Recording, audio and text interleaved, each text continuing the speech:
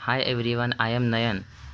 और आज के इस वीडियो लेक्चर में हम बात करने वाले हैं basic introduction about the pharmacology and basic जो टर्मिनोलॉजी यूज़ होती है फार्माकोलॉजी में, उसके बारे में हम बात करेंगे। सो फर्स्ट, फार्माकोलॉजी ये जो वर्ड है वो 2 ग्रीक वर्ड से डिराइव किया गया है, फार्माकोन एंड लोगस। फार्माकोन मतलब ड्रग्स एंड लोगस मतलब to study. Pharmacology the science of drug, ये साइंस है बोलते हैं ड्रग का। It deals with interaction of administered chemical molecule drugs with living system.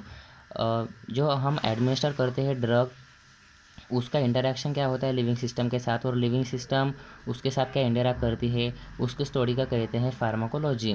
तो ये ड्रग और ये लिविंग, ये सपोज ह्यूमन है और ये ड्रग है, तो उस ह्यूमन ने ये ड्रग एडमिनिस्ट्रेट किया, तो उसके बाद वो क्या क्या इंटरेक्शन होगा उन दोनों के बीच में, तो उसकी स्टडी कहते हैं pharmacology. The 2 main divisions of pharmacology that's are pharmacodynamics and pharmacokinetics. So first देखेंगे pharmacodynamics. What the drug does to the body, मतलब ड्रग क्या करेगा उस बॉडी के साथ, क्या इंटरेक्ट करेगा, उसकी स्टडी के लिए लेते हैं pharmacodynamics. It involves study of physiological and biochemical effects of drugs and their mechanism of action at organ system, living system. मतलब वो ड्रग है वो उस लिविंग सिस्टम के साथ क्या इंटरेक्ट करेगा, उसकी फिजियोलॉजिकल एंड बायोकेमिकल क्या इफेक्ट करेगा, और उसका mechanism of action of drug उसकी भी स्टडी करती है in pharmacodynamics. Next pharmacokinetics. What the body does to the drug, मतलब वो बॉडी क्या करेगी उस ड्रग के साथ, उसकी स्टडी कहलाती है pharmacokinetics. It includes absorption, distribution, biotransformation और metabolism excretion of a drugs. मतलब इसमें हम एब्जॉर्प्शन देखेंगे उस ड्रग का इन बॉडी में, डिस्ट्रीब्यूट कहाँ कहाँ से होगा थ्रू ब्लड्स, एंड बायोट्रांसफॉर्मेशन मतलब वो ड्रग का मेटाबॉलिज्म होगा इंटू इनएक्टिव फॉर्म में, एक्टिव से इनएक्टिव फॉर्म में।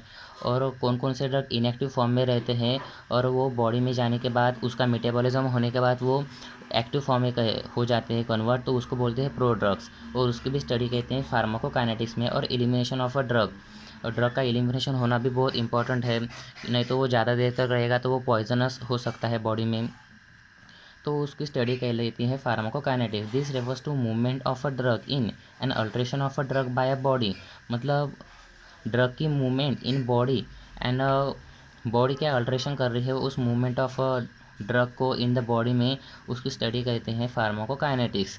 तो ये दो ब्रांचेस है फार्माकोलॉजी के, वेरी इंपॉर्टेंट है। नेक्स्ट अभी हम देखेंगे definition, basic definition use in pharmacology में। ड्रग्स क्या होता है, ड्रग्स एज एजेंट और a substance use for prevention, treatment, diagnosis of a disease and disorder. मतलब ये एजेंट होता है, हम यूज़ करते हैं इस प्रिवेंशन के लिए, ट्रीटमेंट और diagnosis of disease and disorder के लिए। तो प्रिवेंशन में आते हैं वैक्सीन्स, हम वैक्सीन यूज़ करते हैं as a prevention of a drug diseases. Treatment example paracetamol, aspirin and antibiotics treatment of disease and disorder में यूज़ होते हैं। And in diagnosis, in x ray में वेरियस केमिकल यूज़ होते हैं for the diagnosis of a disease and disorder. अभी हम देखेंगे large dose of a drugs may be poisonous, और poisonous substance may be use as a drug in small dose. हम इसका example देखेंगे। एक डायजेपाम है सीडेटिव्स, और वो ड्रग जब हम ज़्यादा डोज में लेंगे तो वो पॉइजनस कॉज कर सकता है, एडवर्स इफेक्ट शो करता है। अगर poisonous substance in small dose में यूज़ होता है तो वो एज अ ड्रग करके यूज़ कर सकते हैं हम। Okay, now there is a basic difference between disease and disorder. Disease and disorder same नहीं है, ये अलग अलग कंसेप्ट है। डिसीज मतलब when a foreign agent enters into body and alter the normal physiological activity is called disease. मतलब एक आधा फॉरेन एजेंट हमारे लिविंग सिस्टम या बॉडी में जाता है और वो अल्टर करता है नॉर्मल फिजियोलॉजिकल एक्टिविटी को, तो उसको कहते हैं disease. For example typhoid, typhoid is cause due to bacteria salmonella typhi. मतलब जब साल्मोनेला टाइफी ये बैक्टीरिया हमारे बॉडी में जाएगा तो वो टाइफाइड कॉज करेगा, और उसके सिम्टम्स है फीवर जैसे, तो वो नॉर्मल फिजियोलॉजिकल एक्टिविटी को अल्टर करेगा, वो डिसीज़ कॉज करेगा। तो डिसऑर्डर्स, में when any body part does not perform the normal activity and alter the normal physiological activity, the state is known as disorder। मतलब हमारा एक आधा बॉडी पार्ट ही अच्छे तरह से काम नहीं कर रहा है, नॉर्मल एक्टिविटी परफॉर्म नहीं कर रहा है, कुछ तो भी रीज़न से, सो उसको कहते हैं डिसऑर्डर। ये यहाँ पे foreign material, foreign agent involve नहीं होगा, ये अपनी बॉडी पार्ट की डैमेज के होने से वो कॉज होता है डिसऑर्डर। मतलब हार्ट फेल्योर, किडनी फेल्योर होता है ना, तो वो आता है डिसऑर्डर में। नॉट इन्वॉल्व एंटीजन और फॉरेन एजेंट, डिसऑर्डर में एंटीजन और फॉरेन एजेंट इन्वॉल्व नहीं होते। सो नेक्स्ट हम देखेंगे व्हाट इज़ एफिनिटी और एफिकेसी। एफिकेसी और एफिनिटी ये बहुत इंपॉर्टेंट टर्मिनोलॉजी है, बेसिक। सो व्हेन ड्रग और रिसेप्टर एक दूसरे के साथ कंबाइन होते हैं तो वो ड्रग रिसेप्टर कॉम्प्लेक्स बनता है। मतलब फॉर एग्जांपल हम पैरासीटामोल लेते हैं तो वो हमारे बॉडी में जाएगा, वो रिसेप्टर पे जाएगा, वो कॉम्प्लेक्स बनेगा। तो कॉम्प्लेक्स बनाने को कहते हैं एफिनिटी।